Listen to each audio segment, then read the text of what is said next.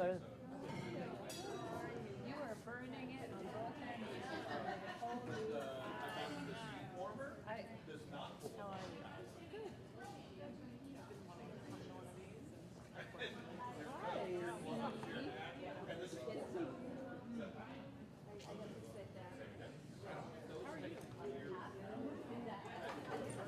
But we just had this call today with all those sister subjects.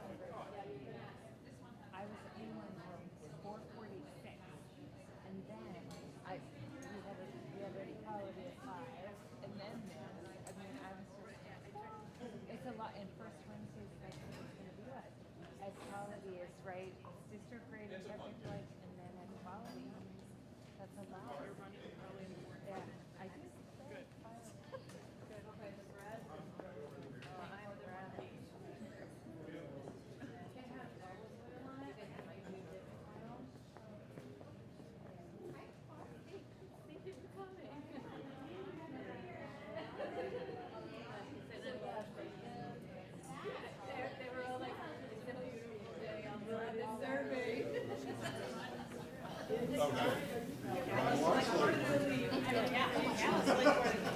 Yeah, let's talk about that.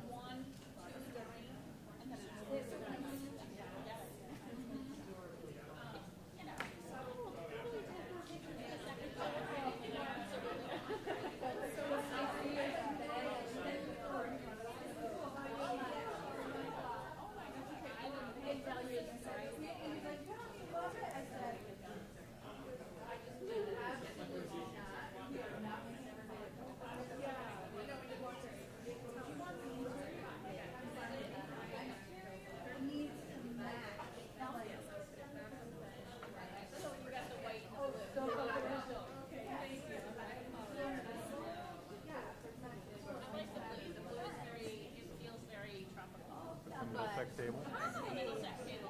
Did we?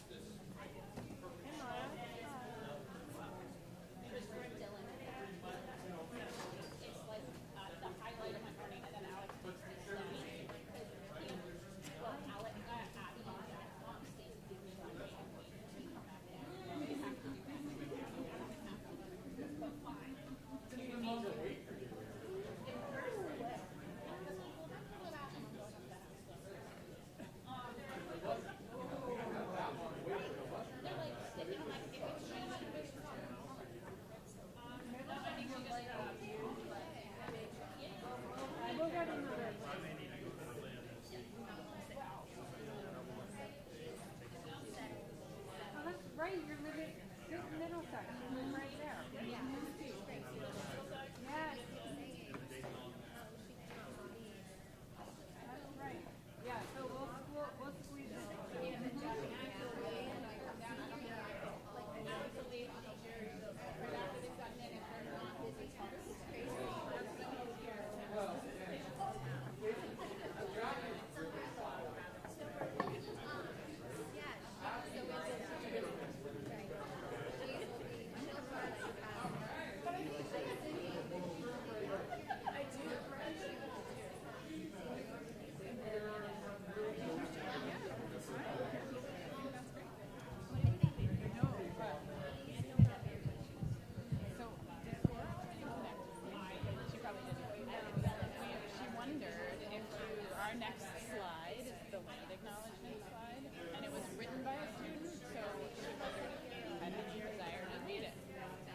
don't have to. We don't need to put you on the spot.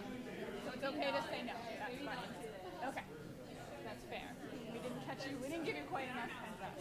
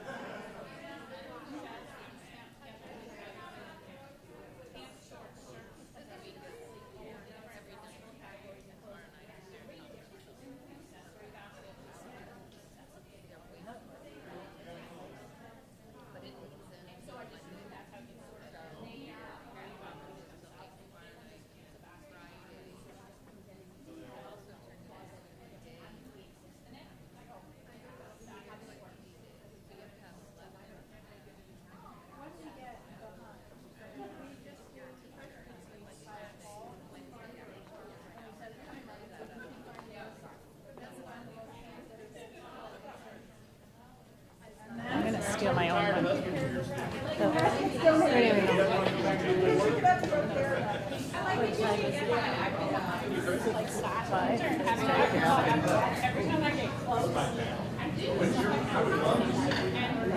Good evening, everybody. Sorry, I didn't mean to startle you, but we're going to get started. It's 6:05 for my awesome third minute taker. Is that right, Jonas? Are you all set, Jonas? Yeah, okay. So, welcome, everybody. We wanted to start today by acknowledging that it's Yom Kippur today, and we, just by trying to be constant for our community members to know that we meet every first Wednesday and third Wednesday, we totally overseen that it was the highest holiday. So we apologize for that, and we'll try to take it into, we try to keep working in our calendar so that it's not, that we're not disrespecting any holiday for any ethnicity or religion. So with that, I'm going to pass it on to Megan just to do the acknowledgement. Oh. Sorry. You're all good. You're welcome. Where's your seat? Right here. Okay. Nothing like coming in. How was practice? Oh, I'm really tired. So we just want to acknowledge that U32 is located on the land that's long served as a site of meeting and exchange among indigenous peoples for thousands of years and is home of the Western Abenaki people. U32 honors, recognizes, and respects these peoples, especially the Abenaki, as the traditional stewards of the lands and waters on which we gather today. In that spirit, today we will begin by acknowledging that we're guests in this land and we need to respect and help protect the lands within our use. So one of our board goals is community engagement. So tonight we're hoping that you can help us improve our understanding of the larger community. And we want to tap into that. I know that we don't have a lot of community members, but we have enough people here to know the community. And this is one of the first steps. This is not our only step in our quest for having better community engagement. This will help us communicate better with our communities and create opportunities for us to have a dialogue back and forth, and so that we together can best support our public schools. So, yeah, there we go. When we met in September, in person, there was a small group that came and participated, and we had also sent out a survey for people who couldn't come out, which, as an aside, we've done the same for tonight as well. There were a couple of themes. The board is a little longer summary of what we learned from the input session. We asked folks to tell us what are the most effective ways for people to receive information. They really like their local school communication. They do like newsletters. The things that they most want to know about from the district level are things that pertain to everyone, kind of district-wide focus areas. We asked them what are the most effective ways for them to share information with us. There was some positive feedback around surveys. They cited school board meetings and forums. They had some feedback about getting too many emails. And there was a lot more information, really helpful for the board. But one of the reasons I share this today is because we also acknowledge that it's a pretty small group of people that gave us this feedback.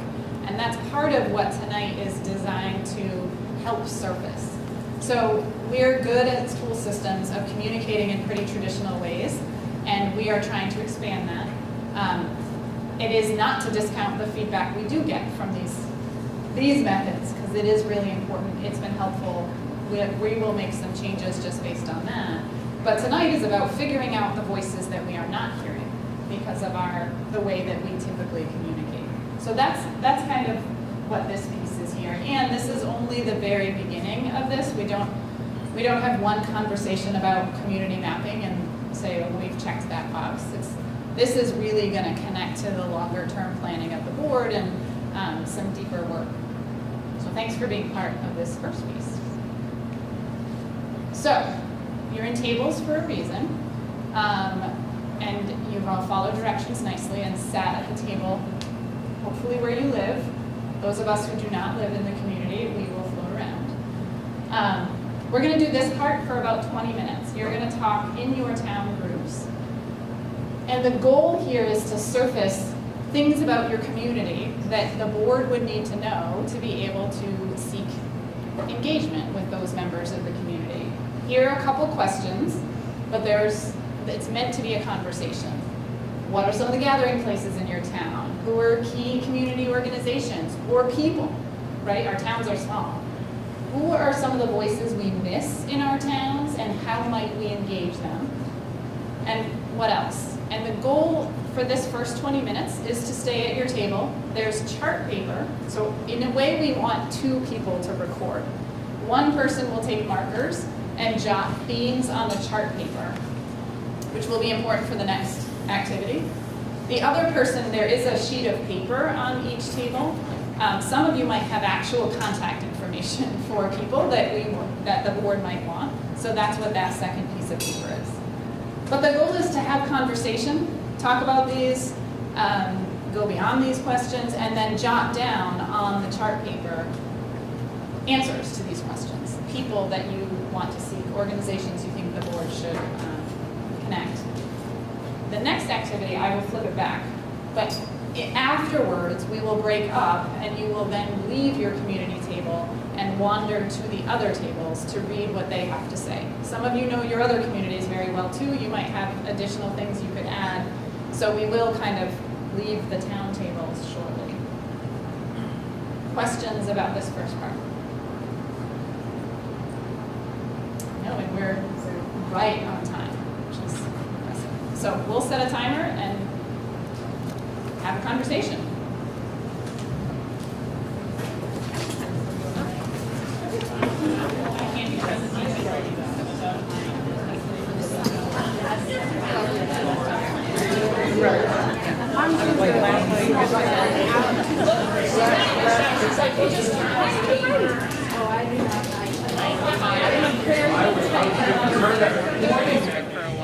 And I'm wondering if your kids were there. When were they there? Well, they're 25 and 26 now. Yeah, they Zora and Dashel. were. And what were you doing? I was the reading interventionist. Oh, okay. So I worked We found you mostly in the with the library. youngest and, not everyone. But I Very remember good. their names. Yep. Well, Zora's In a good teaching way. English. Concord Academy in Concord. Yeah. That's how far all those stories went with her. My kids are 27 and 29. Will was there for kindergarten, then we moved to Florida for a couple years, take care of my dad, and then we came back. And then he was there for 4 years. And then here. Gathering places. Who would like to do? I could write. There's this and this. The school. Fine, that's School is one. Right. the recs. Field, I guess. I don't know. Do you want to write, Lindy? Sure.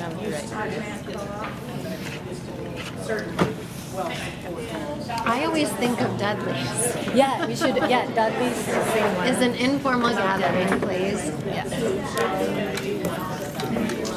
No restaurants. Oh, Fox Den. That is the Fox Market. That Yes, Fox please. Market is Oh, yeah? quite. Oh. It is a gathering. Once I was there, but they didn't have anything to eat, and I was really hungry. I haven't Their been back. breakfast sandwiches are amazing. Yeah, you can even like So They cost Fox- like $1 million. Well, there's I that. haven't tried. Yeah, I stopped Better today put for them Fox down. by way to It's found down it. a lot. Arlen gets it. Arlen loves that place. Yeah, she gets dinner there a lot. I Like, called chicken. them about the chickens because I said, oh, they have roasted chickens. And I thought, well, I don't need to know my chicken that well. Transfer station. Yeah. Okay, that's nicer than dumb.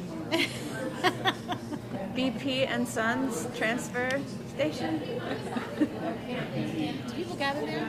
Oh, definitely. There's always people That is talking. that is it's like the post office. We could have a Marshfield address and get mail at the house, but it would be one less point of contact. It's the same as having a landline. Like, I would never talk to my in-laws if we didn't have a landline. They would never call me. When it's finished, the East Calais General Store, when it's Yep. done. Yeah, because when And it we was didn't talk open, about Maple Corner Store, but that is also Well, that's, another. with the whammy. That's a Remy bar. Whammy bar / Maple Corner Store. And so number 10 and Curtis, like boat launches, swim areas. Oh, yeah.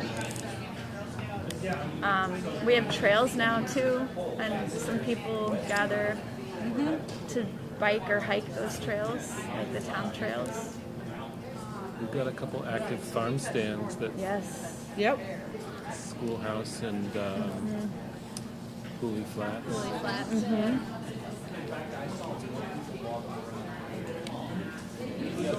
Maybe it's morbid, but the cemeteries are another place. Sounds like my children's names. Walking around saying. And even the roads. I mean, how often do you have to be like, yeah, I'm sitting, they're still talking. Okay. It's okay. corner. Yeah, it could, bus stops. yeah. Oh yeah, that's a good point. Okay, so that'll probably, is anything we're missing? Town hall, school, Whammy Bar, Maple Corners. Town clerk's office, I was just curious. town office. Hi. I just want to give you a reminder that we're live.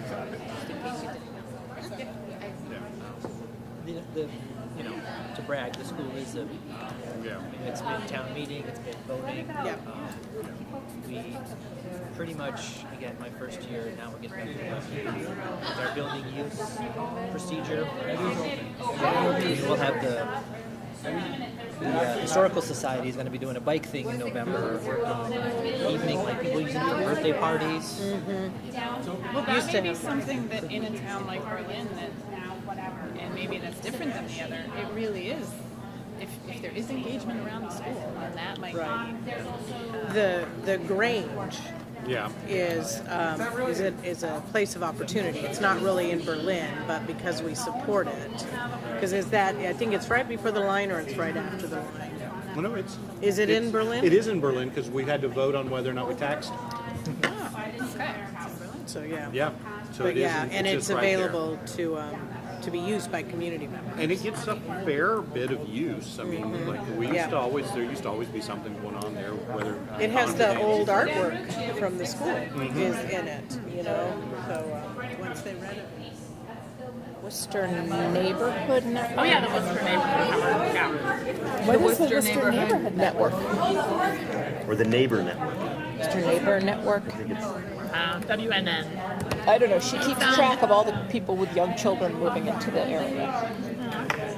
It's I don't really know the details except I get their emails sometimes. So they at some point invited people to join, and it's like if you would ever be interested in helping out a neighbor in need. So like if someone has surgery and needs meals, like that might be a time that they send out an email. Or if someone needs their wood stacked and can't do it, or whatever. Oh, It's like okay. it's like neighbors helping neighbors, but it's It sounds like Front Porch Forum, but your own version. I love They it. posted. After leaving Warfield with was a terrible dumpster fire and coming to Worcester where people were like, somebody dropped their wallet. I want to make sure you get it. does anybody need a childcare seat? You know, and it's like in Northfield, it's like, just yell and swear at everybody all the time. Lovely. So It was just so wholesome. Can we just catch the damn sheet? I can't think of anybody's last name. Mike and Ross are the And there's a people I lot of contact dogs that seem to go for, missing. I mean, I do feel like there's a lot of Usually someone gets on and rants about like, don't let your cats out because they will get eaten. This is missing cat season. My cat has not gone missing yet. Oh God, not for one. are there any We're live. I used to meet there Good last job. Front porch forum or Yeah, I mean, front porch forum. any other. What's in the district charter as I was thinking about it? Okay.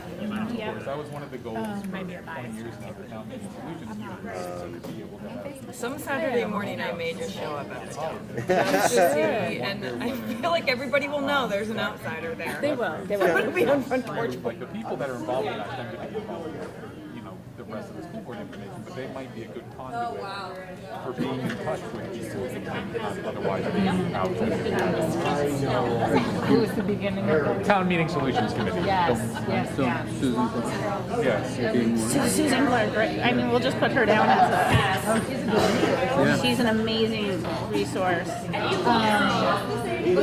Sarah Merriman is too.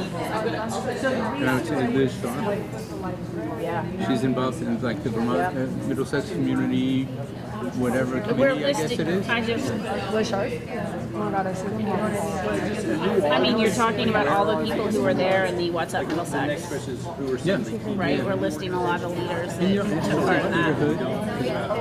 The select board Johnson.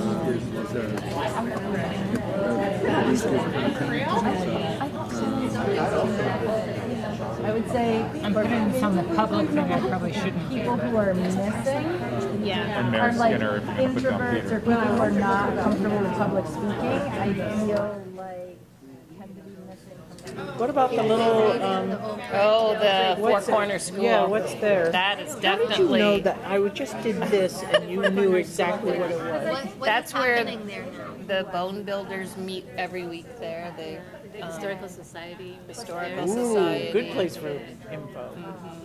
Sharing. I think the And bone they builders rent meet it, and every they rent it, Thursday. yeah. And you can rent it for like graduation parties and things Well, like that. Zora and Dashiell went to preschool. Yes, that's what preschool 9/11 had to be. happened when they were there. Yeah, it was crazy. It's negative spring. Well, that's pretty good, I think. Actually, East Montpelier is huge from coast to It's coast. a lot of land. It's just amazing. Who were some of the voices we miss? Do we go? Do we go to Horn of the Moon? Yeah, Is that East Montpelier? yeah. Is there That's anything where else there? Is there what? Not Any really a other gathering place or anything. sites No, there? well, I guess we could say Ananda's Farm. I was going to ask Ananda's Farm would be That's one because But It's isn't that right, it's mostly in Middlesex. Middlesex? It Yeah, turns it's and it's in Middlesex Middlesex. Just pointed that out to me the other day when we were driving. Well, I think that part of the community we miss, and I sort of dragged somebody here today, is sort of the Hispanic community. Oh. Ah. Actually,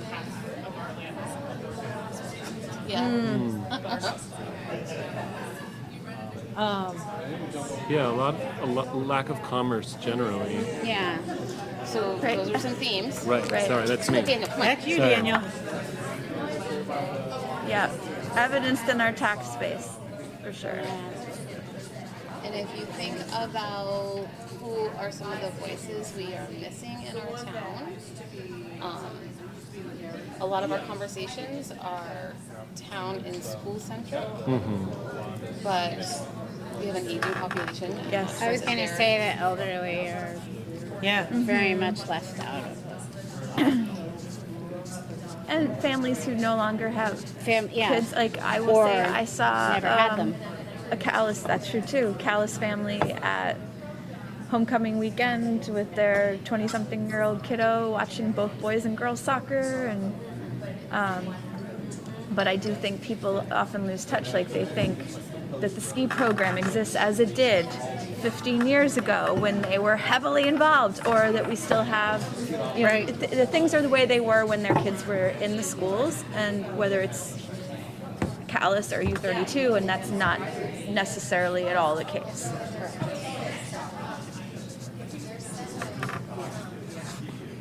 Do our seniors use the Montpelier? They use the Twin Valley. Twin Valley. St. Fields commercial. Yep. Some people use the Montpelier one too. Some of my neighbors have used that one as well. I think there's like a small pool of overextended volunteers. Oh yeah. Always.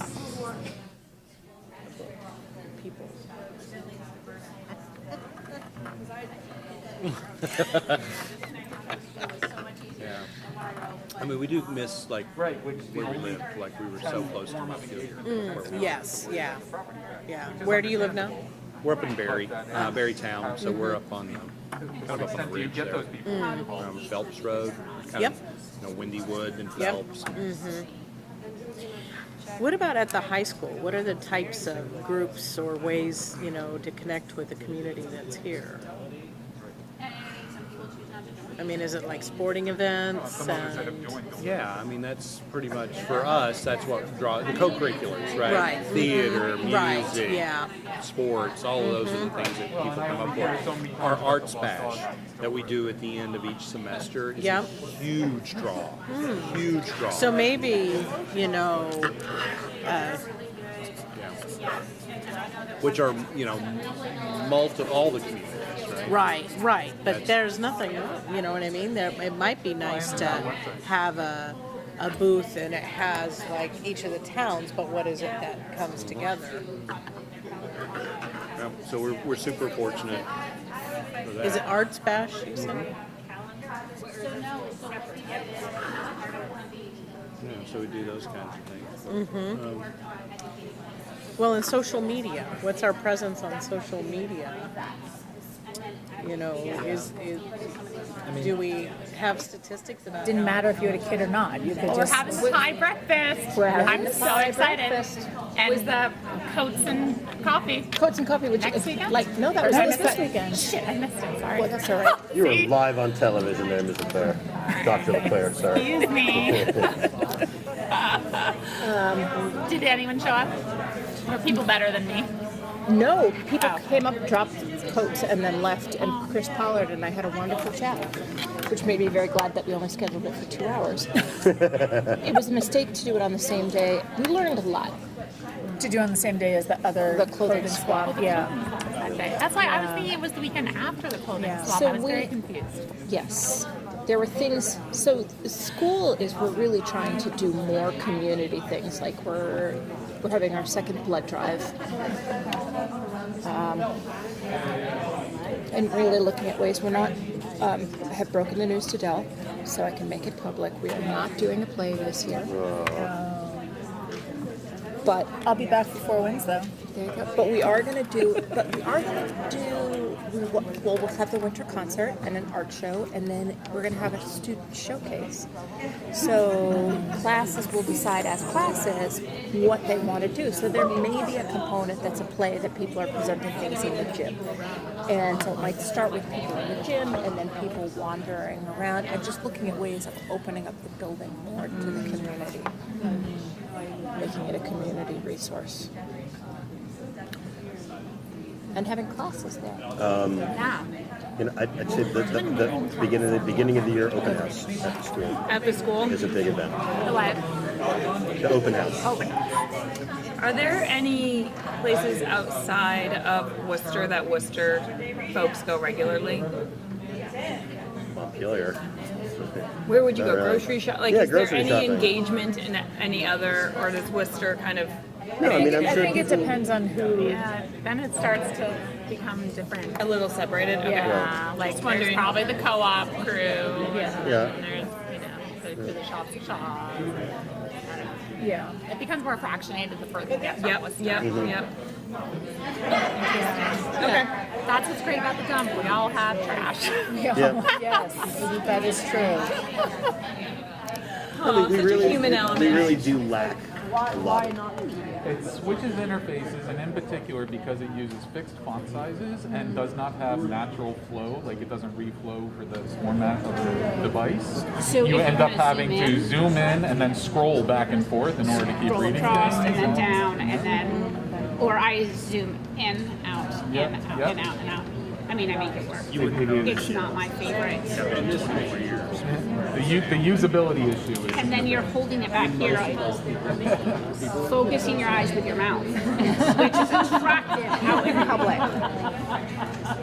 Now I'll know if I You see don't get something. that phrase is so spot on. Hilarious. It's totally wrong.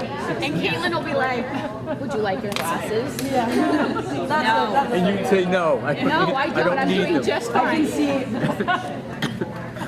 So true.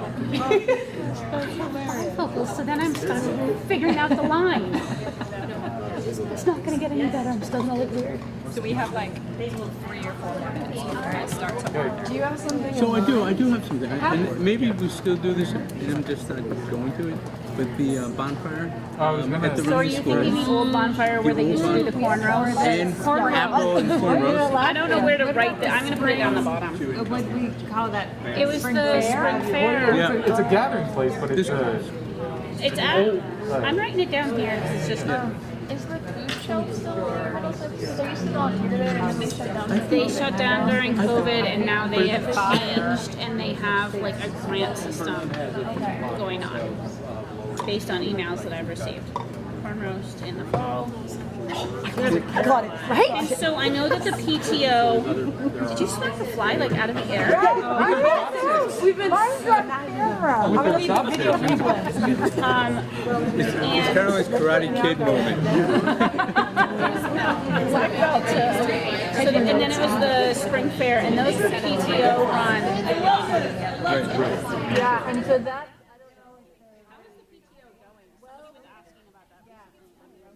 Yeah, we have like 70 miles of road in Worcester.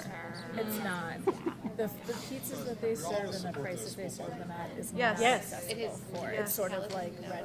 I mean, it's committed to very education tasty. for sure. Yep. It's a great I think little committed to setting, but it is education and not the arts. accessible Yeah, it for, comes up like the Bull you know, Regard. oh, Yeah, we have 3 theaters if you count Quarry Works. The herrings aren't going to come in. For a town our size to have 3 Where do we meet the doors? Yeah. Where they are. At LBJ's. Where do we meet at the doors? Where they are. and a love of historic preservation. I mean, Kent Corners is definitely We hold on to some exemplifies that. traditions that just have lasted since I was a kid. Fall Foliage Festival every year. Black Fly Festival. Right? That's another important one. It's newer, but yeah. I thought it was interesting to see that they were doing a fall festival type thing at the rec field. Yeah. Yep. That I was like, ooh, and I wasn't going to be around, but now I'm going to be around this weekend, so I'm like, ooh, I might just go down. And here's an example, like the events committee for the Maple Corner Community Center is like planning a separate kids event for the. My wife's on the committee. She was like, "There's this awesome thing that's already planned. Why are we?" Right. So they changed their mind, fortunately. Because they have to go to that side of town. But it's like That is a long that drive. it has to be like thought through is just bizarre. Yeah. Yeah, that sounds really fun. And it's interesting because we are like matriarch of East Calais information passed a couple of years ago, Arlene Leonard, and she. Today, one of the kindergartners was playing I Spy as we waited for pickup. I spy something white. And we're all looking at the field, and she said, "You're here, Mrs. Johnson." I was like, "Of course." So as a taxpayer in East Montpelier, I did not have children, so I had no sense of access to the school. Happy to pay into it, but there was no relationship until I had kids, and then my world. And that's why when people are so about my school, my town, and we have to have these town lines, which I think are ridiculous. My road is half East Montpelier, half, well, so like 3/4 East Montpelier, a quarter Callis. Yeah. If they had decided our whole road went to Callis, I would have aligned myself with Callis. So I also think there's a whole group of people living in the woods or people without children. People without children, yeah. I hate to stop conversations, especially because some of you are just jumping into the missing voices part of the conversation. But the goal now is to kind of break away from your town groups and take a look at what the other towns have written down. And it will spark new conversation. You can jot something on someone else's chart paper. You also may see something that Middlesex wrote down and say, oh, that makes me think of, and then go back to your town and write it down. So it's nice to do it with a couple people so that you can keep chatting, but the goal is to move out of your town groups. And we'll do this for about 10 minutes, and then we'll just have for a small enough group, we'll have an informal conversation. Folks can share just what they learned from this.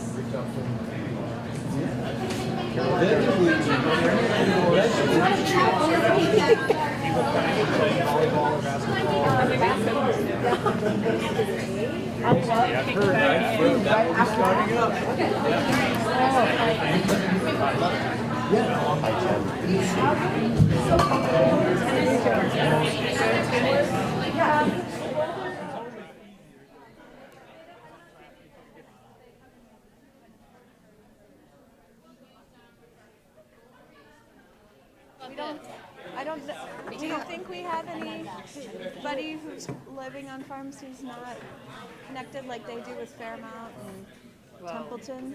Well, and Seth's McKnight Farm has a ton of Mexican workers on Snow Hill.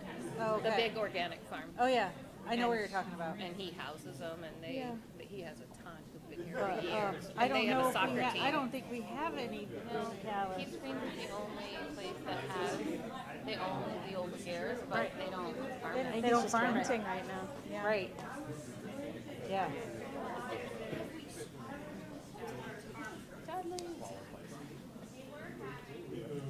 Don't they have two RVs? They have Metheson's and then they The have... other one got sold to Superstore, and it's not local. Oh. Well, we didn't write it down. It used to be locally Well, no, owned. Twin Valleys is more than just East Montpelier. They service like Calais too. Oh. Yeah. And Plainfield. Yeah. Yeah. And Marshfield. Yeah. Did you get It was really The nice. very They did last a really thing nice. on Saturday, 1 minute till noon, Really? They had was to? my Oh, voice. that was But I never great. saw the TV one, so I don't know if they used I didn't my see TV that. one. I didn't see that, but I We said I had to heard. watch like children's TV to see it. Oh, yeah. And Oh, Bruce and I had it muted, and you're watching it, and Jason Chin's show came on. She's amazing. And then the woman, Heather from Vermont Public. But I didn't see mine. Oh, okay. Yeah. Never heard of You know what? Consider that part of your town hall. Yeah, everything that happens at the town hall, the community lunch, the clothing swap. Oh yeah, your clothing. Your fireworks on there? That's 4th of what I July. think. Yeah, they've got. Put that down there. Who are the folks who do the mushroom farming? Oh, Brian and Karen. Yes. Yeah. The Yeah. Weissman. And I don't think Publix says that one. They started a college. Yeah. Really, I didn't know that. Whereabouts? But yeah, that's a good point. Where were they located? I think it was East. I think it's East Calais. No kidding. Yeah. Where is the Whisker dump? The what? Where is the dump? It is on the Calais Road. If you go past the school, before you get to the bridge that goes over the North Branch, it's sort of down there. Where you live? Huh? Our side is the I know, I understand. I know. If we lived somewhere else, we'd have a county road. Yeah. Yeah. Yeah, the community lunch is huge. Yes.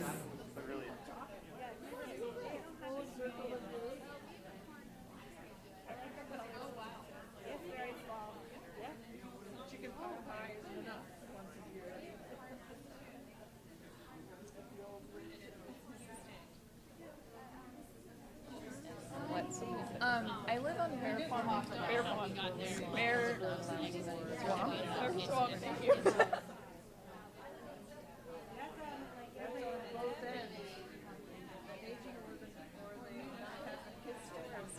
there. It used to be Harry's. That's what it used to be. Oh yeah, somebody said that. Harry's. Well, was the I'm just gonna say stores. I used to get my school clothes in. Me too. I loved Harry's. There's another. Harry's was Walmart before Walmart. It was so incredible. amazing. You walked in there and it was What? Like the Circle Farm. There's a little farm. That doesn't surprise me, and I mean that in the best way. I always knew when Christmas season was starting because they put a Christmas tree on the roof of Harry's, and that It was was like there for the the longest start of the Christmas season when they lit it up. Took me when I came to Vermont for my first trip. You have to go to Harry's. And I was like, you can get overalls. Why would I want to? But I was from Florida. Telling shoes at Harry's. It was the place to go. Yeah. Yeah. But that's like Homer Foods. I was thinking the same thing when was it Ames? A lot of time at When that shut down, I was like, they should make that into a roller skating rink or something for teenagers to like go and have a safe space. Or when they shut down the lumberyard, Grossman's across at the roundabout. You know why they say that. Yeah, but that was Yes. a brownfield. Yes. What? It was what? It was brownfield. It was totally toxic. Yeah. Oh, Too much I didn't know trees. that. I mean, we've been buying our lumber there for years. So, I know, we did too. But that would have been, I was like, that was a perfect space to like create this teen thing. Well, I guess not, but yeah. I guess that's why they put the porta potty place there. Well, Anna had the same idea. Yeah, for a they roller. got- You and Anna should talk about a business plan. Yes. It was a super fun. Piano comes in. I see Peter all the time. Last time we made popcorn free for everybody. And now we're just and I did it for an event, and I was like, oh, this is easy. Why don't I go here? It takes 2 hours to pop in the Introverted people are much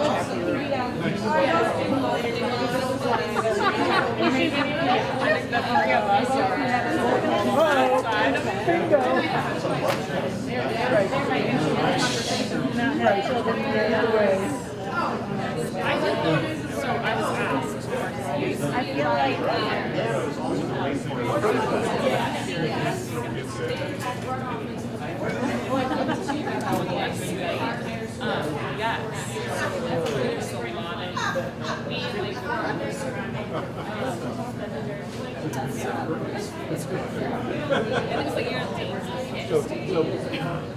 Peter and I. that was the board member who took that. That makes sense. Peter Hood is somebody I see who That's a state. So the Economic Development Council is just regional. So it's us, Waterbury, it's our community, Waterbury, Northville. We never had this most of the businesses are Waterbury and Berry kinds of businesses that are represented with it.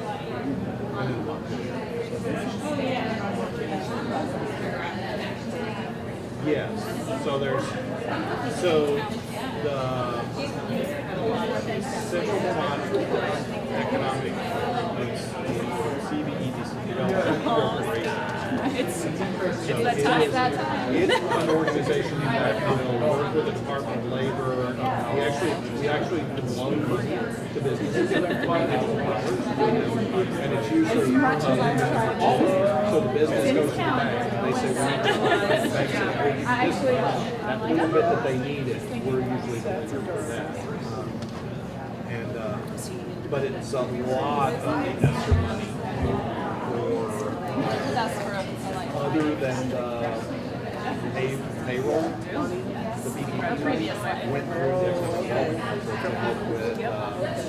with supporting businesses, particularly female-owned businesses recently, and they've been Oh, good.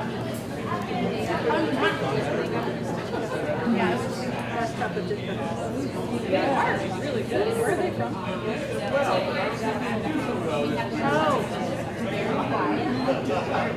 Forgotten roots, too. Oh, great. Yeah, that's good. I haven't been there in a while, but I know. What are we doing? They were in Barry. That's where I was going. So Chris was trying to do trails and then it passed there. What are we doing to provide education on that? There's a lot of activities and things. That was all Rumney stuff back in the day. Did you make it up? Yeah, but it brought a lot of people. The pie breakfast and the harvest dinner were held at Rumney, but they were community events associated with the food shelf and the bandstand. They're all running into the same Corner, so I never possibly go find somebody to hire. But if they're without a stay. So, am I allowed to add? Yes, please do.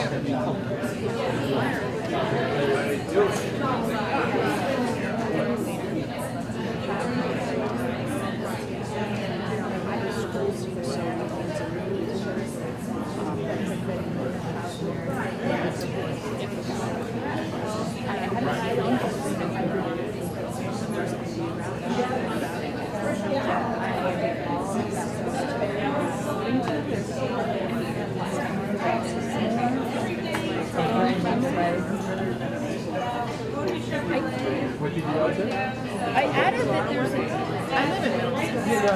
There's an in crowd. Oh, that's And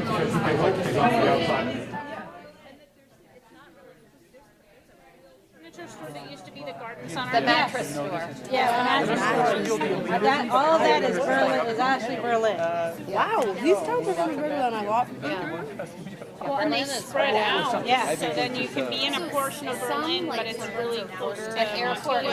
Or you have to go to the middle of the And you're right, there's like all these like, and like Pleasantville was a little thing, but it's within And then Yvonne's like, oh, I literally go to Rumney. And I'm like, no.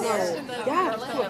because Jen technically lives like Farmers on Nacho, that's I did, I was like, wow, I think she had the I'm not gonna tell her she don't live in Middlesex. Like, oh, I know. yeah, no, Pleasantville is Hi everybody. Anyway, good chat. Sorry to startle again, but since we're a small group, we felt like we could keep going. And we just wanted to reflect on what you learned tonight or what you'd like to share with us. We have these 3 questions. If you had any aha moments, what are we missing? Something you learned tonight and something you think you need to consider for the next time. So maybe we had a volunteer from each table, or not, it's okay. I don't want to put anybody on the spot, but We can pass the mic around. Someone want to talk about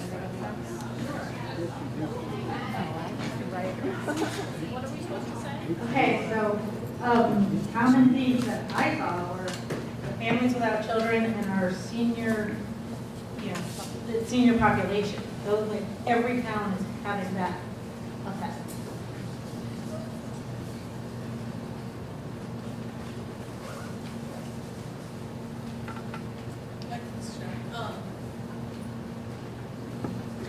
One topic that came up was what the purpose behind our gathering and what we're thinking about community involvement, because then that would better define where you go and what you do. And so it's really around figuring out how we want to engage our communities, and that will lead the way.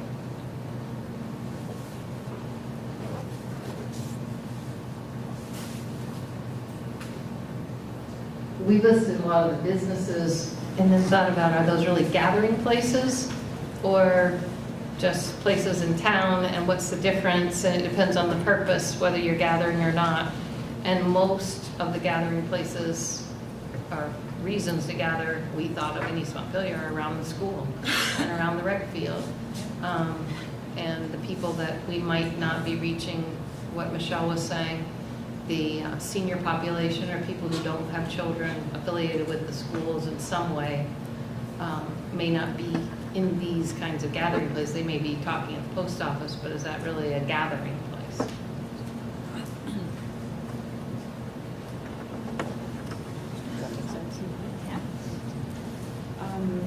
talking from experience, being a new member of the community.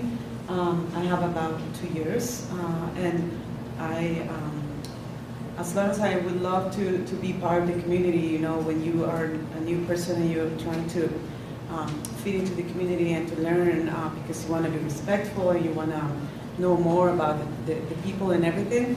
I was just thinking that one time, because of my job, I was in this, it's like the common market in Northfield, and some ladies where they have this stand, and I need to collect signs for a bill that people need that we want to pass.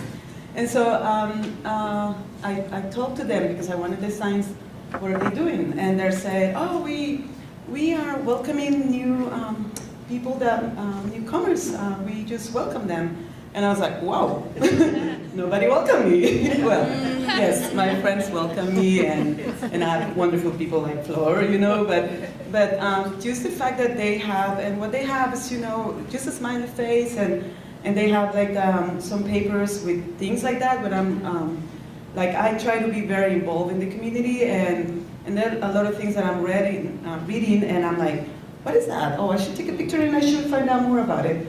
And they have this, it was just some papers and things to do, places to go, blah, blah, blah. You want to be part of the community, this is where you go.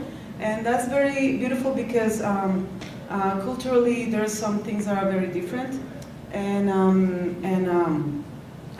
when you see and you read something like that, it's just some 5 pages that said some information that to you as a new person that's trying to fit in, it can be super, super, super important, or super like when sometimes people is talking in a conversation, you're like, what are you guys talking about? You know, and you're always like being like, always making the same question. What is that? What are you talking about? What is it? I don't know. And at some point you're like, oh, I'm not going to be making the same question. So, so I just found that was very interesting. Like, it was just a part to say, as in their community, probably there's people that is not participating because they don't know how to participate, and that was something I found very nice.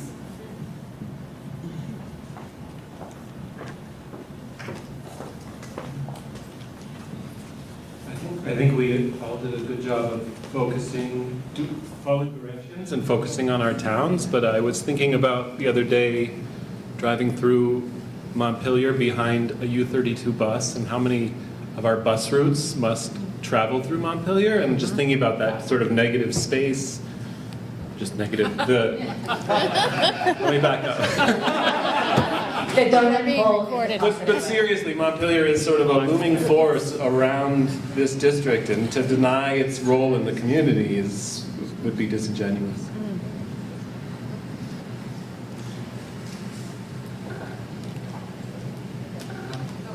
Hi, Dave Lawrence, Middlesex. 2 things that I noticed. One was broadly in common. The other, probably so, but it only came up in 2 towns. And the broadly in common was Front Porch Forum is clearly an important resource to leverage. And I think maybe we could be making more use of it to not just post an announcement of an upcoming meeting, but use it as kind of like a mini newsletter of like, here's what's going on. And I'll come back, put a pin on that one because I want to come back to that newsletter very briefly again. But the other thing I noticed was that Worcester had it mentioned as the town royalty, but then it also came up in Middlesex as the sense that maybe there's a little bit of cliquishness that goes on too. Elitism was, I believe, the word that got used. It didn't end up on our board. It did. But I wonder to what that might be impacting other towns as well. The sense that maybe there's like the in crowd in town, and the people on the outside of that are having a little bit harder time getting engaged because they think that this in crowd is really the ones that are just running everything, and it's hard to be involved. And I don't know how to cross that boundary, but I think it's something worth thinking about, being aware of that social dynamic and how to get across that boundary. And then the one thing I want to put a pin on the newsletters is most of the newsletters, at least for Romney, are distributed in what's called the PDF format. And it's a terrible way to distribute information. Some people are not engaged because it's difficult to read PDF especially on mobile devices. And so I've talked about it for years. I won't go too much in depth, but I really would like to see more of an attempt made to put newsletter information into a more natural format that actually works better across devices.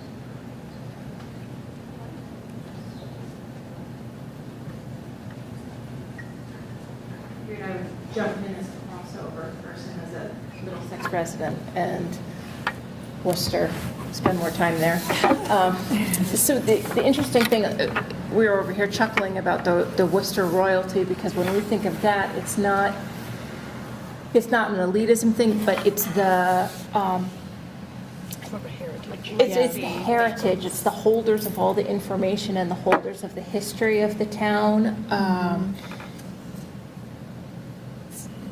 They're the people who know stuff. Yeah. But, thinking about what I was just having a little side conversation very rudely. But anyway, with Natasha wondering, does Front Porch Forum, we do a lot of communicating through Front Porch Forum, does it match?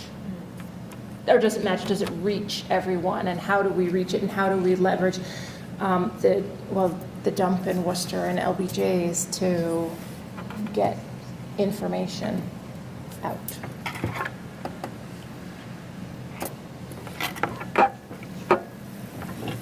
I think one thing that I've noticed too is that when I was looking at each one of these, there's the local businesses are listed, but there are other businesses that operate within this area. I mean, Berlin has the Chamber of Commerce within its bounds for Central Vermont, and there's some other organizations. I know that, and I get to be a part of one of those, which also shows me the bigger piece of business engagement, which I don't think we do. We listed places, but we don't engage them, right? They're just there for us right now. And so I think that sometimes, as you speak to, Montpelier isn't really just the base of all of that, but it just seems to be where concentration of that activity goes on. And I think that that's an important place to engage more people, particularly some of our larger taxpayers, in terms of some of these businesses and what they do.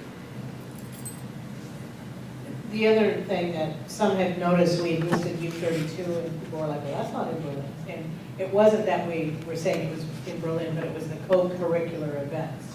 So that those are those opportunities of getting not only direct families, but also grandparents or other people in the community, that it's a way for all of us to access and to share what are ways to become involved, what are ways for us to get feedback and information.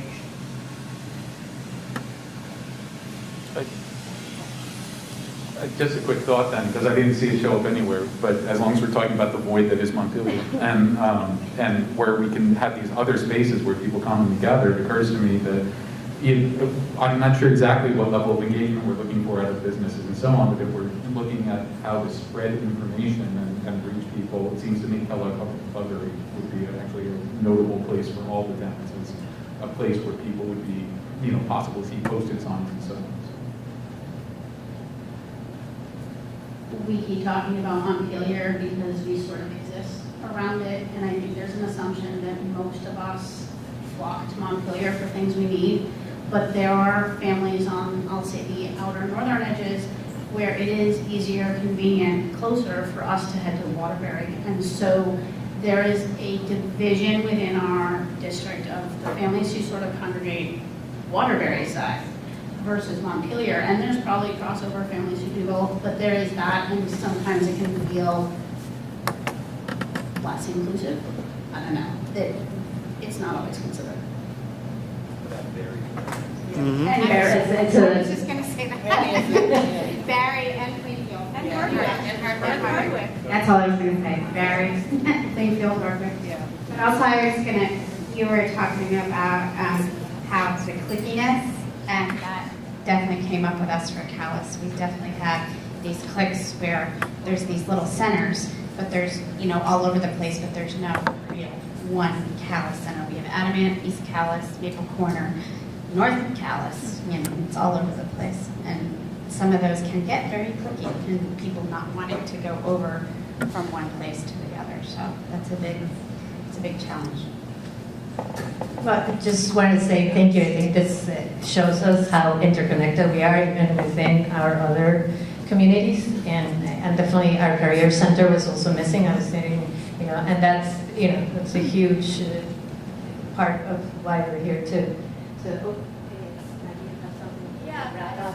something that you can consider. Sure. It is with the consistent theme of reaching elderly or people who may not be comfortable with technology, that we have vibrant senior centers that serve our communities, and perhaps having like a listening group opportunity on a quarterly basis in those settings might be another setting where we could be reaching people by going to them, to those community centers, since a lot of the places we talked about are places that you might spontaneously connect with somebody walking into Dudley's or going into your local post office, etc.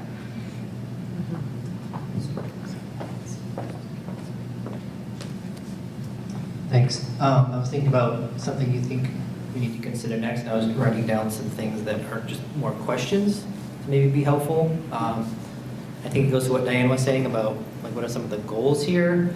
So some of the things I was asking myself in this conversation is like what are we expecting when we talk about community engagement? Is it info sharing?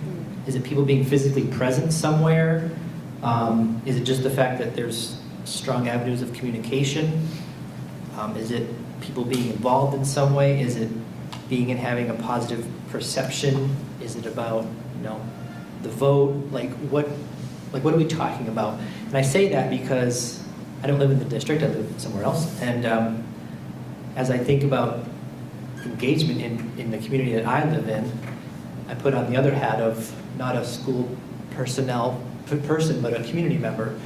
And I know as a responsible citizen that if I want some information, I have to make an effort to go seek it. I know where to find it, and I know that my town's school board or select board has those avenues of communication.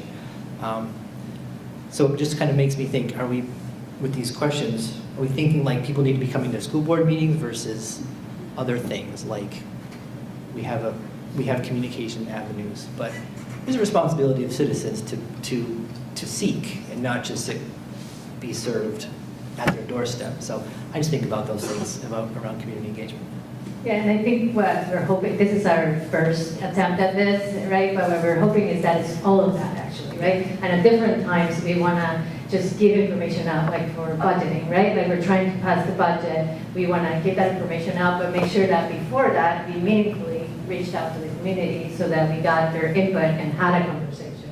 Right? So I think what, at least the way that we were seeing this exercise, is that it would inform all of those questions that you're saying. So for sometimes it's just going to be, we know that we can post in this signpost, for example, at East Montpelier, and that the Friends of Washington Central can spread the news about something, but that we might, from over here, need to provide food to be able to get people into coming to this community forums, right, and have that dialogue. But that we also need to reach out to maybe go to the senior centers or have a liaison. So it's a way to us mapping was like getting a better understanding of who we're trying to reach, when we're trying to reach it, and how to reach them. And this is just the first step. So we're going to try to synthesize all this information into the sheets and then do it again, right? Like not do it again and make everybody maybe go somewhere to see who we're not reaching. But we don't have all the answers. It's an aspirational goal that we want to have a concrete goal on as board members and as our superintendent. And I think we know that schools can't do it alone, right? So we need the understanding of the community for any change that we want to do in our schools. With that. And just to kind of close out this part, if there's something that you think of later that you wanted to add, this is in the packet, and we will also push it out through the newsletter. It's already been out. I didn't check it to see what we found, but and it just repeats these same questions. So I think we are community members are welcome to stay for this, but we're turning to our board learning part of the night. Welcome, Joe. Thanks, Laura. Thanks, Megan. Good work. Great. I don't know if we need to rearrange tables. Anybody needs to move anything, or you want me to stand? Do you think those folks are also in those places? Maybe in Worcester, yes, for sure. Maybe more so than certified. Yeah. Because there are a lot of families. Like you,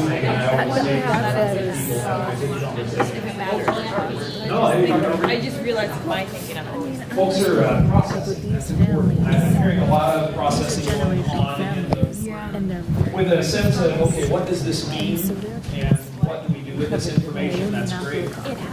So if you had an opportunity to glance through or read Chapter 3 in the book we've been looking at together, Improving School Board Effectiveness, a Balanced Governance Approach, the authors of Chapter 3 are focusing in on a key element of school board work that is often overlooked, at minimum overlooked.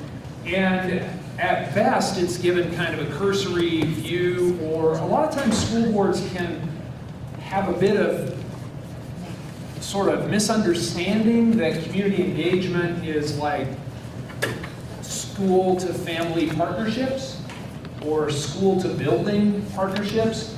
And so thinking about what kind of, when you think about it, the governance level, strategically, what's the board's role? We're all community members, and so we come and we cross over, we wear multiple hats. Some school board members are teachers or administrators in other districts. Some have children that are in the system, so they have that parent hat. Others are perhaps connected with a business or someone else that's connected with the school system. So there's a lot of sort of crossover of roles and engagement already. If we were to back out of that a couple of steps, what is that, again, legitimate place for the school board to be engaged with and to engage the community and involve the community in its work? And let me tell you some things that have emerged in research since this chapter was written. Build a strong connection or relationship between boards that believe they are engaging and involving the community in their work of setting a vision, setting goals, monitoring progress, reporting out. When boards report that they are doing those things, engaging the community in their work, they're more likely to be overseeing a system that is improving an achievement for all and closing gaps at the same time. That's why this is incredibly important. In fact, research that's emerging this month and maybe next month before I have access to the full report suggests that boards may need to govern differently based on who their community is. So just incredibly important to know who your community is, and in our case, not just an individual town or school community, but the whole district. Like, how is Calais different than East Montpelier, or Middlesex different than Worcester? And what are the opportunities in one place that we might overlook in another? What are those natural connections to the community? So the authors, when they wrote this chapter, they were drawing from social capital theory. Pretty fancy word for how connected are people within the community or outside of the organization in which they serve. And what their theory is, or their premise is, that thriving organizations have a stronger connection between the board of directors and different community constituent groups, and the board of directors has strong relationships among itself or within its own members. They use the terms closure and brokerage.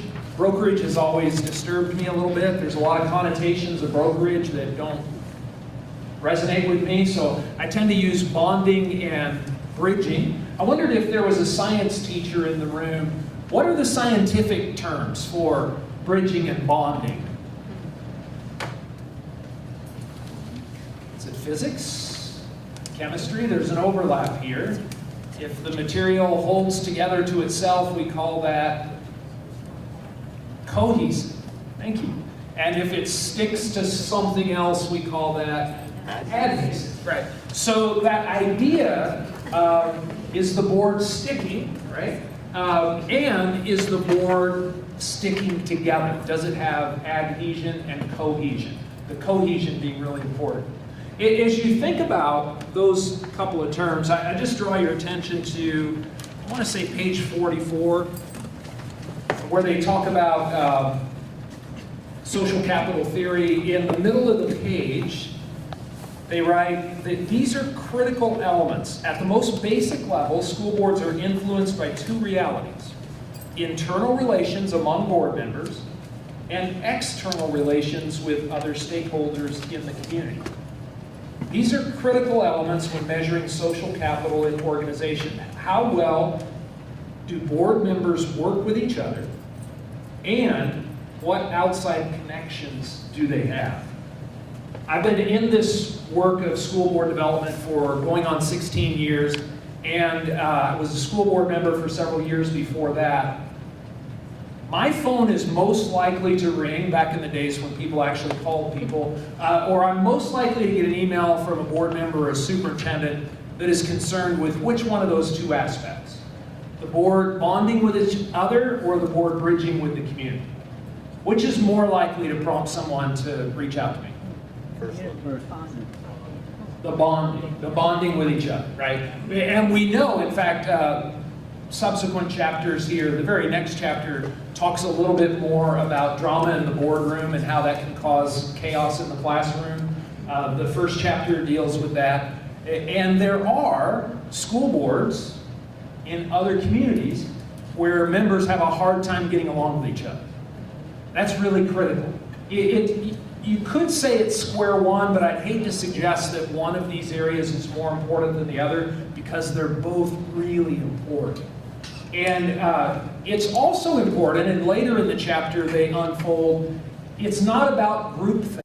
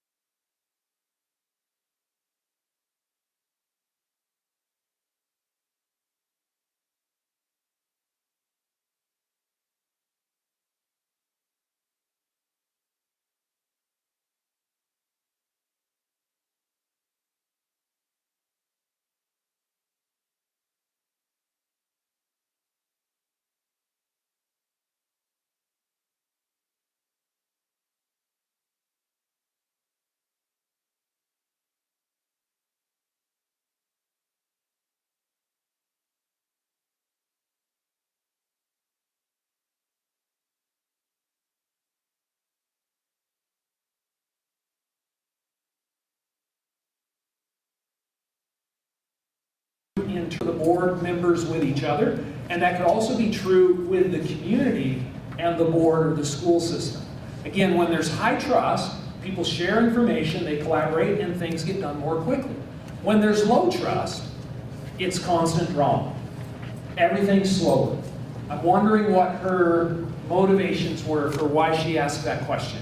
I'm wondering why he made that motion. You know, what does he really want, right? We become more suspicious. And that takes a lot of energy, a lot of mental bandwidth, and it just bogs things down.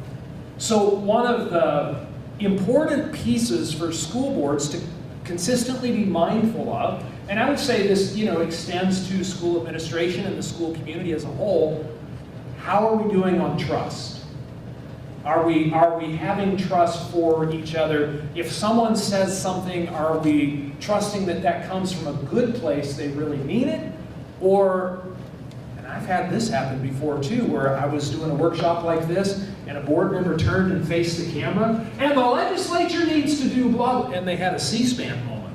And at the time I wondered, I mean, we're talking about superintendent evaluation and all of a sudden, and the budget, and it's like, oh my word, you know, cameras don't help, right? I mean, and anytime you get a situation where somebody is saying to someone the next day or at the coffee shop, did you see how I told them last night? That's not a good sign, right? So trust has to come from an authentic place where we are true to ourselves and sharing our truth. Like it requires some vulnerability. I was talking with a couple people before we got started here this evening, and we were talking about how important that is, but if we don't feel safe, we're not likely to be vulnerable. If we don't feel safe, if we feel like our position may be threatened, our reputation may be threatened, our role on the board or our role in the community or our position in the district, if we can't speak our truth, we need to be mindful of that. There are some great self-assessment questions that are embedded in this chapter. I really appreciated those. I think they would lend themselves well to a board just doing kind of two different checklists, right? How are we doing in our bonding with each other? Are we able to say what needs to be said? Are we able to hear clearly what someone's saying to us, or are we always looking for hidden motives? And then the other checklist of self-assessment about our connections with the community.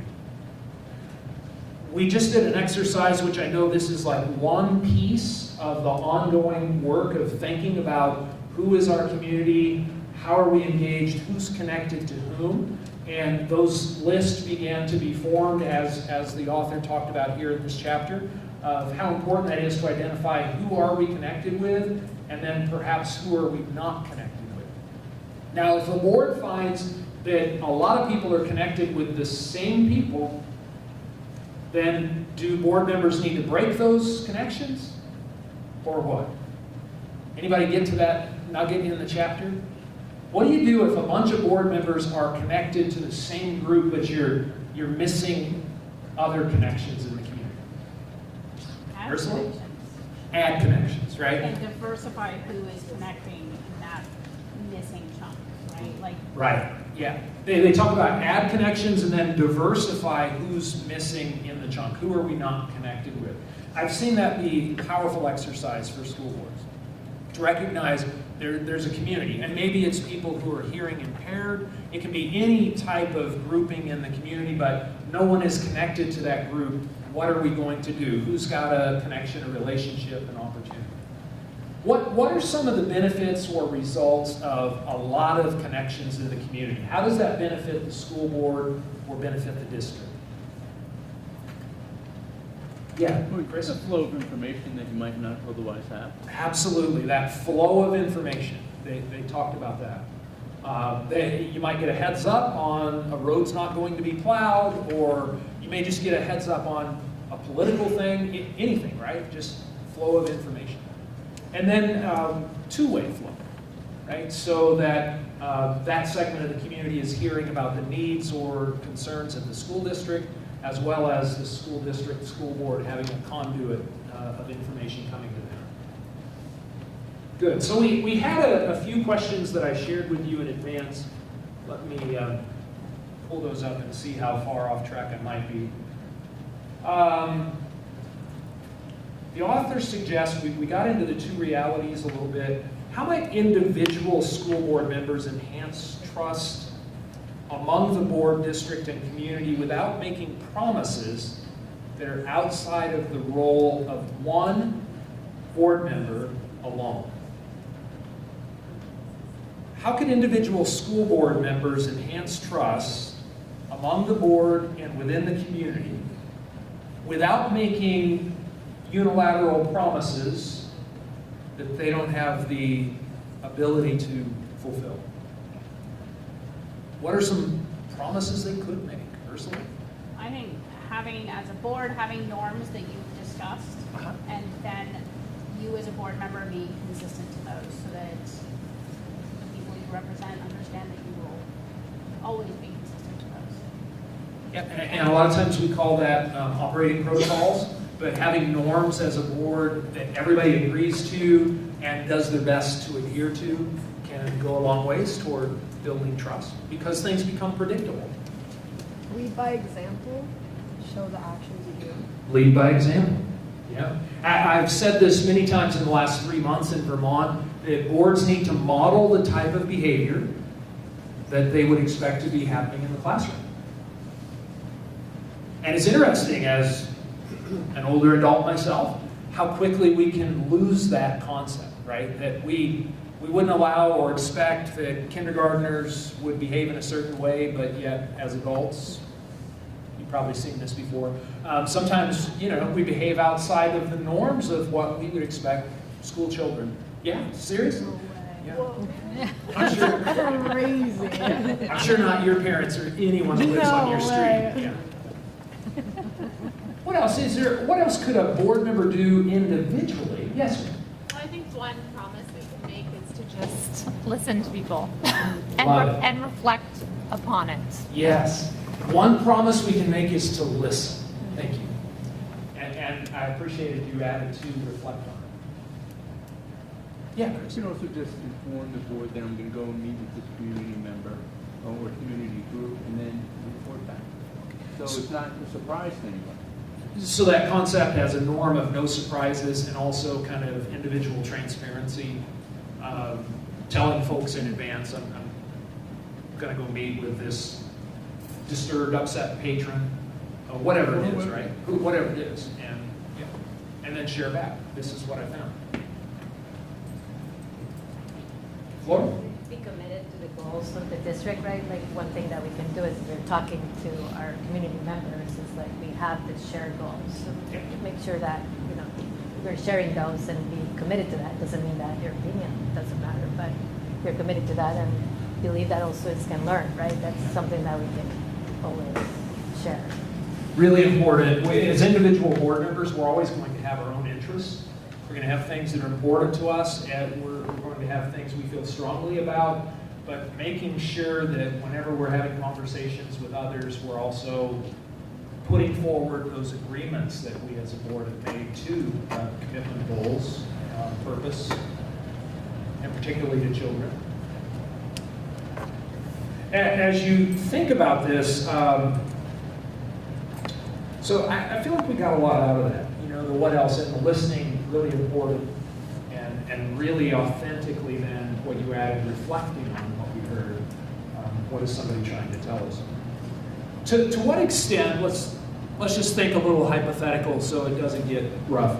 To what extent is a typical school board representative of all segments of the community they represent? And why might that be an important area for a board to explore?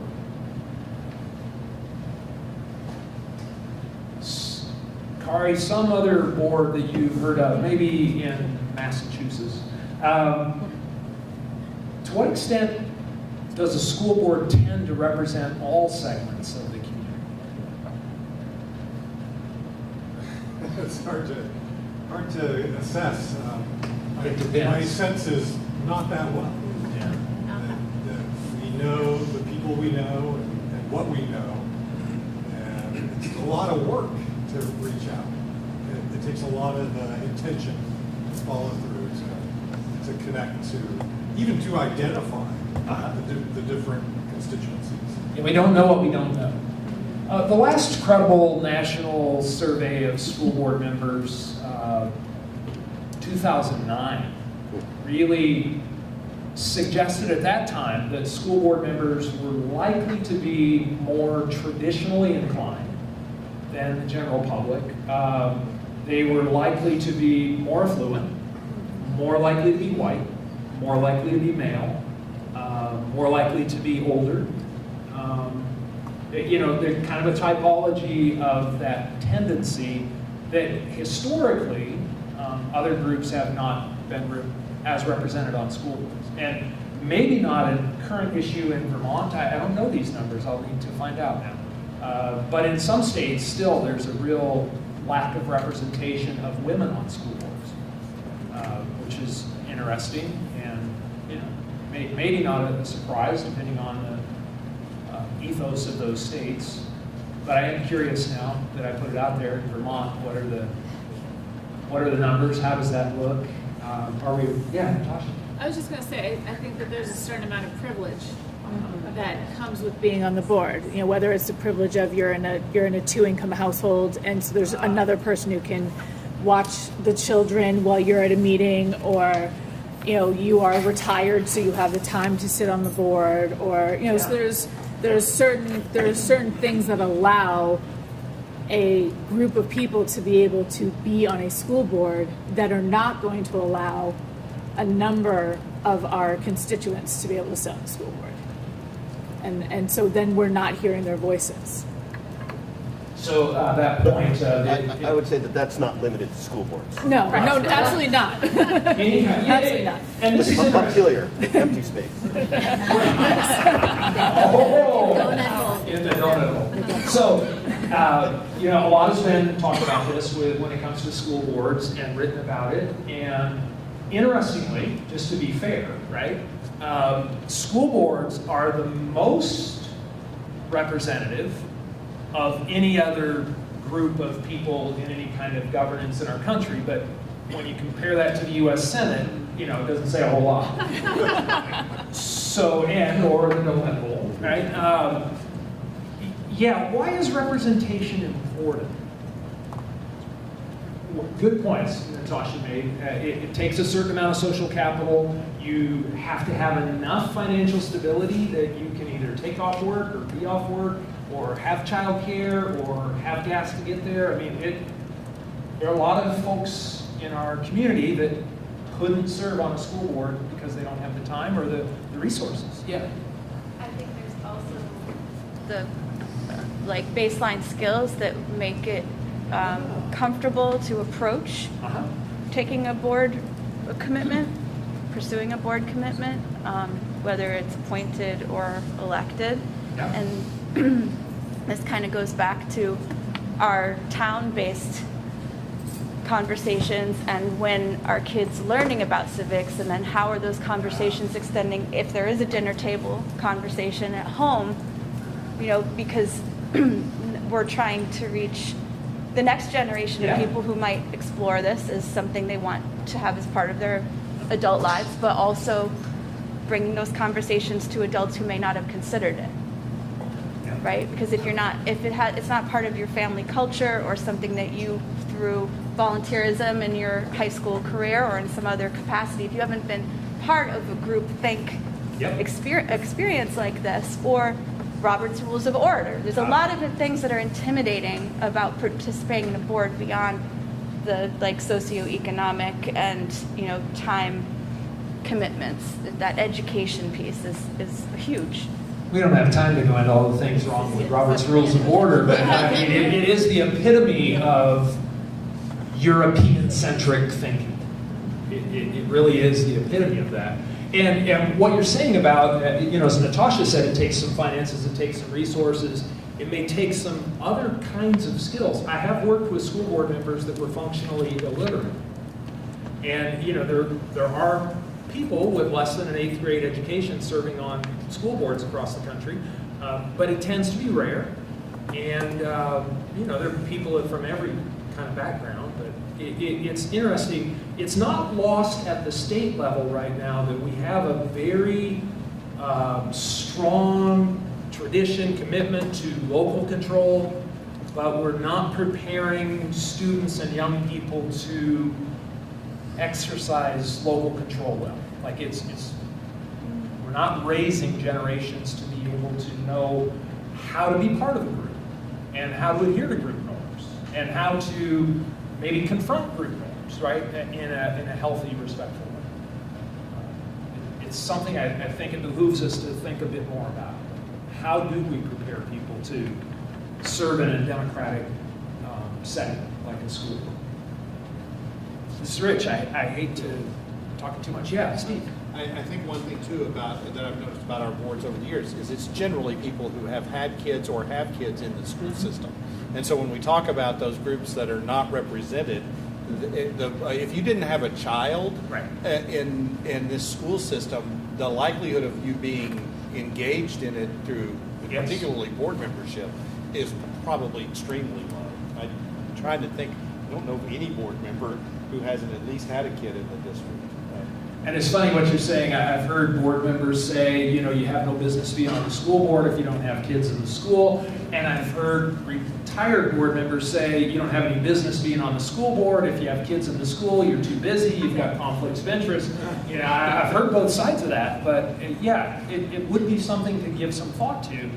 How is the board getting representation hearing from? Well, there's models of boards now that we start to see where they say, here's a person from this segment of the community needs to be a part of the board, or a person from this segment of the community needs to be a part of the board, which is a very different way than, you know, electing,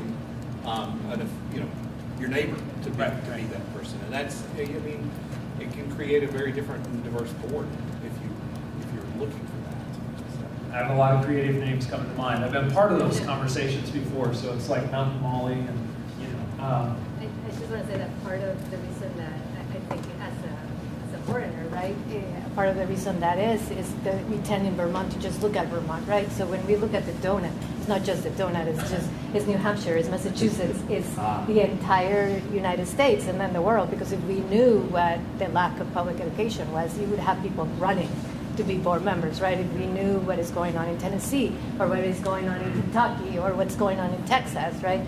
So is that disconnect too, that we go beyond here, and that's good for our students to understand too, which I think we do a good job in IU 32, but we should be as concerned about what Montpelier is doing, we'd be as concerned as all of our students. That's a good point. What can we learn from New Hampshire? What can we learn from neighboring states or other places?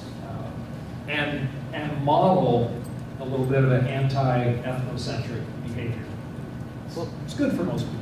So we talk about modeling. I want to ask the board members, how many, raise your hand if you had a parent or a close family member that was on a school board or a select board or some kind of local public service when you were a kid? School board members. Did you have someone in your family serve? That's not as many as I would have thought.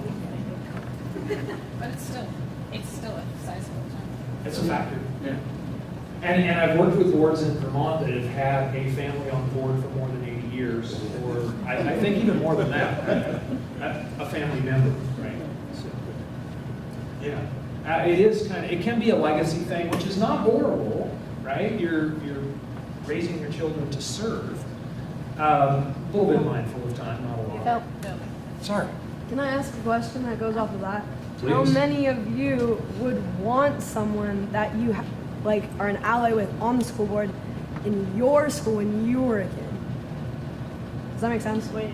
Almost. How many? Okay. You're close. It's close. So you asked how, if you had a family member in it, and only 2 of you raised your hand. I think it was 4. Yeah. 4. Oh, sorry, I can't see.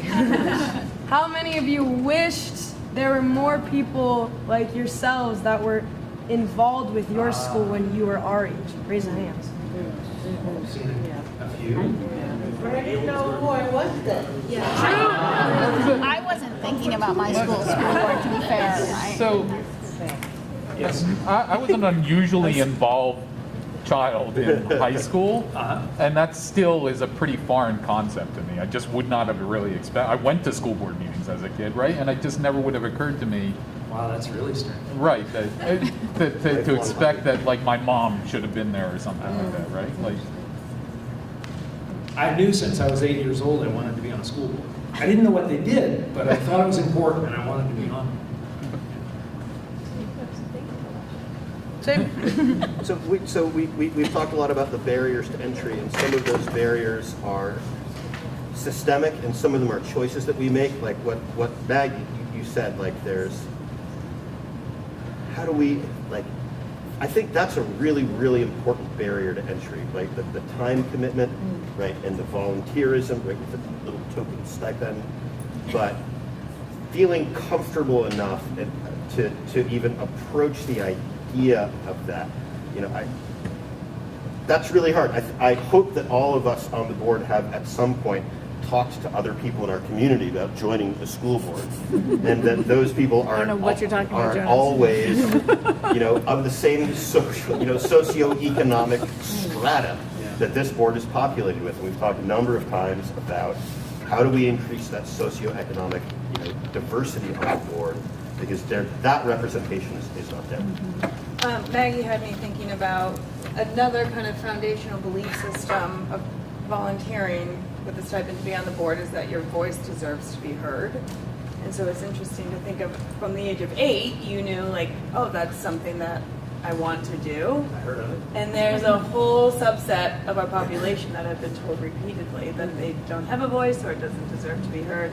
And that's something that I think makes it even more challenging to access. Right? Like that's a certain amount of autonomy you have over yourself to believe that that's a space you That deserve also to be in. makes your job as an educator so much more important, right? Because the more the people have their voices heard, Don't put it the back more. on me, Jonah. What are we doing now? Of course I am. That's the whole point. No, What are we I doing hear here? you. I'm just saying that that's a big belief system to think Yeah. I should be heard in my community. Yeah. And there's a lot Jonas is right, it starts When you're a when they're kid. little, let them know that they have a voice and they can That be has to be a heard. goal of our system. Parents too. Parents Yes. are absolutely key to that as well, not just teachers. Yeah. Joint enterprise. Well, part of this entire conversation is because knowing that our board is not currently physically populated with voices from all the corners, we have to figure out then how do we get them. Because some of those barriers, we're not going to be able to resolve. The barriers of what allows our board members to be here and participate, we can't fix those all, or at least we can't fix them right away. And so it's incumbent on us to figure out how do we get them voices, even if the goal is not to get them on the board, although that is a good goal. And while we're working on that, how do we at least make sure their perspective is shared? I'm going to shut up for a while because hands are all over.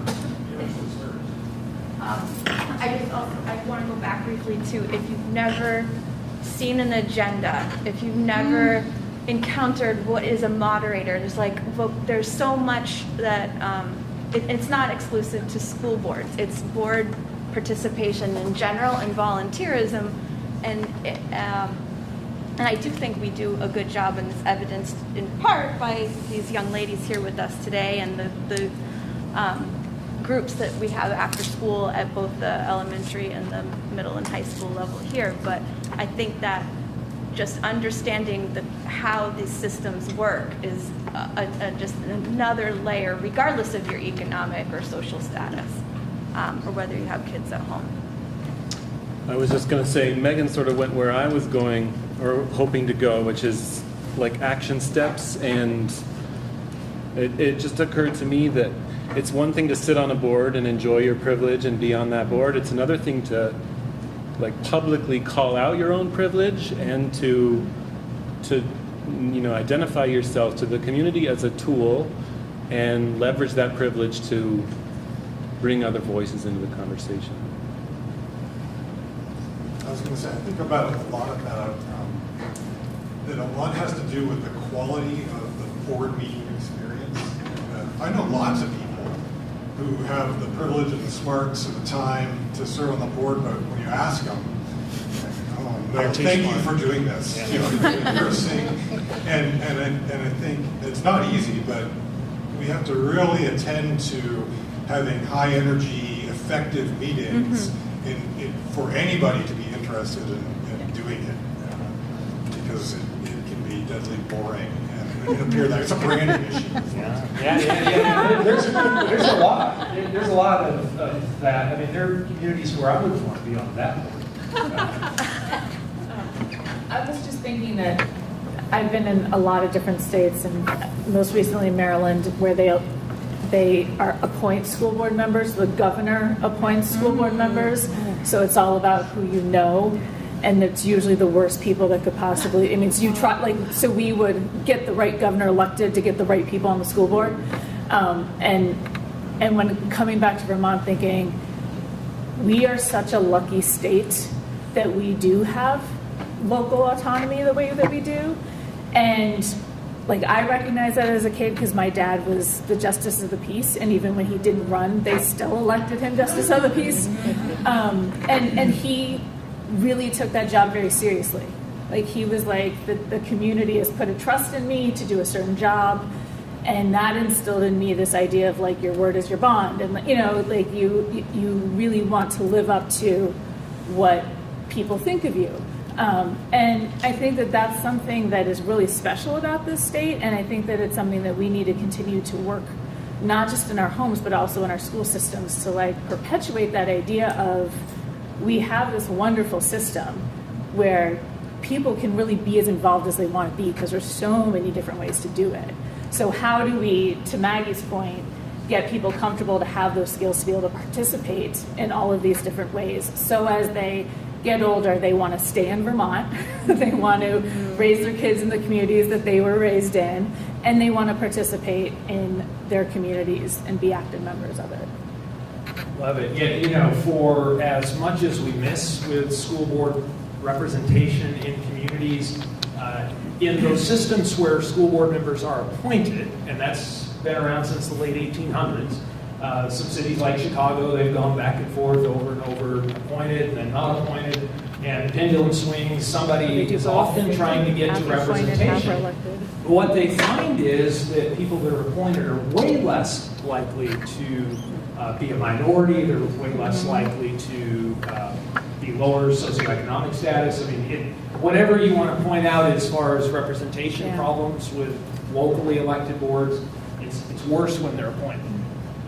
One of the things that I thought of when you said pendulum, so the balance between structure and making really engaging, accessible board meetings, there is a bit of a pendulum because sometimes the structures that we use, and I don't mean Robert's rules, but the concepts that we use to organize ourselves are also what protect us from, quite frankly, perspectives that could find their way onto the board and not feel like what we think. So when we think about setting our vision, setting what we, setting our, earlier we were talking about how do we monitor the system, but making that preserve. So there is a balance between not tearing down all the structures, because the structures protect us from staying true to our vision, and yet making the experience more welcome. Great point. Making more space for more people, more ideas, more different perspectives, and which kind of behooves board chair, vice chair, like what about board meetings if we wanted to get to practical steps? What about board meetings are either engaging of the community or a barrier to the community? Word choice, items on the agenda, what items are first? What are those things that people tune out before they actually fully tune in? And how might we get there? So I'm looking at the time, realizing we've just got a few more minutes. I want to make sure we kind of encapsulate a couple of thoughts. One is that we know representation is important, and who's on the board is important, but as has been brought out, also how do we hear from people in segments that may not be on the board for a variety of reasons of their own choosing. That's not something they're going to do. How do we make sure we're hearing from them? And for me, what's been a nagging concern over the last 3 to 4 years is it's not just about sort of who's on the board and who we hear from, but what do we do with that information? How does governance advance a more inclusive, more supportive, a better future than what we've inherited? How does governance help promote inclusivity? Because I think that's a really, really big one. We know students need to have that sense of place, sense of belonging. I feel safe here, but our community does too.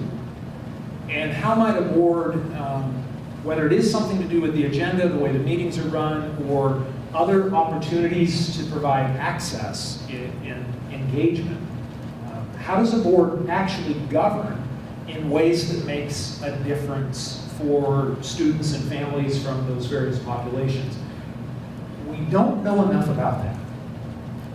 And it's interesting because I've read lots of articles in the last 20 years of criticizing boards for not being representative enough, not having more diversity on the board and so forth.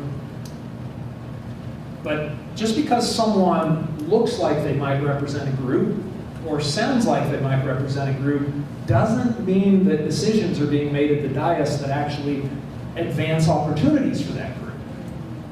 And so that kind of that next step, I would encourage you to be thinking about as you think about who is our community, who are our students, how do we serve them, how will that affect the way you localize your policies? What word choices, what ideas might be in there? How does it affect budgeting? How does it affect the conversation that the board is having with itself, among itself, to model something that's inclusive? Again, I said it, I really wasn't joking. There are lots of boards in lots of communities in the U.S. I wouldn't want to be a part of, and many of you would not want to either. So how does the board ensure that its persona behind the scenes and in the public is one that people would want to step into, right? How does the board behave at a dais in a way that's respectful, but yet is also all voices clearly being heard when there's differences of opinion? How, it's age old, but how do we disagree agreeably? How do we model civility? That seems to be missing. I mean, if you just really want to be entertained tonight, you can't sleep sometime, just do a Google search, school board's gone wild. And the type of outlandish behavior is almost hard to fathom. Chairs being thrown. Some of the boards in the top 10 I've probably worked with. And it's interesting because there's just challenges that we have to think, okay, now, what about us, right? Not what about them, but what about us? How do we model, how do we include, how do we invite people in? Invite them into the conversation and invite them in to be with us. Full participants. So lots of rich stuff in this chapter. Again, the self-assessment is something the board might consider. Here's an easy way to self-assess. Are we reaching out and bridging with the community, and are we bonding as a team that's able to do good work together? I know my time's right at up. Any last word, takeaway from the book, or something that you have had an aha in the last 45 minutes? Chris? Do they get to the why, when you talk about boards getting together, working well, and bridging the community, why that has an impact on student achievement? It says it does, but doesn't explain the mechanism of why. I think we're learning more about that all the time, about what is the potential connections. But be careful, because in like governance research, no credible person is ever going to call it causation. The school board did this, and that caused students to have thriving, amazing lives, right? It's too far removed. What we do know is that in systems where students are graduating and having thriving, amazing lives, that boards tend to behave differently than boards in systems where students are struggling and graduating not prepared for what's next. Like, we know boards behave differently in those two different extremes. But why, where's a potential causal link? I don't know the credible researcher that can make a claim, like any claim. It gets really fuzzy here, but I was saying to a couple people before we started, like when we use board self-assessment data to say, okay, the board says it's doing these things, how are the students doing on some measure, right? There's something really powerful when the board says they're engaging and involving the community in their work. Again, they're way more likely to be overseeing a system that's improving achievement overall and closing gaps. But I couldn't begin to tell you that the board was actually engaging the community, because when you do that research well, there's questions in there that the board absolutely doesn't do, but they say they do it. So is it a culture? Is it a culture of inclusivity? Is it an attitude? Is it I'm trying to not use the word spirit. Is it an atmosphere in the board, in the community, in the district that people are embracing and including, and does that have power itself? Just the fact that we say we're including the community, what does that mean? Thanks for your time tonight, Flora. I know you've got a meeting to follow to reset Flora. Yes. So, Thank you, Neil, for tonight. It was really helpful. great, have an amazing meeting. And the young lady's got books tonight. You got this. Wow.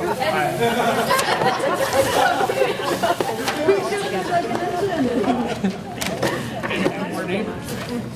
And he lives in Middlesex too, by the way. I didn't know that either. Where do you I was on government. You live on Government Hill? North Bearsville. Okay. Oh, thank you. You guys Passed can connect. Should I have a motion to go into executive session? Yes, I move the board. I just took the kids over North Bearsville to Jesus, and they were like, oh my God, what is wrong with this road? Oh my God, it's an even worse situation now. The last time I did it must have been 2 years ago. It's in terrible. I saw that. Steven, right? I love Steven, right? I love And Amy Molina. I didn't know that. Could not give any like food. All those in favor, please say aye and go to room 128. Thank you. Yes. Thank you, administrators, for being here and spending all this time with us. Yeah. So is the meeting you're having now an executive session? So I'm out of here. Okay, sir. Sorry. Like, you know, Middlesex is looking for a board member. My wife had heard something. Well, but the interesting thing is, like, the thing that has always been an obstacle for me is my work schedule. Like, I am leaving next Friday for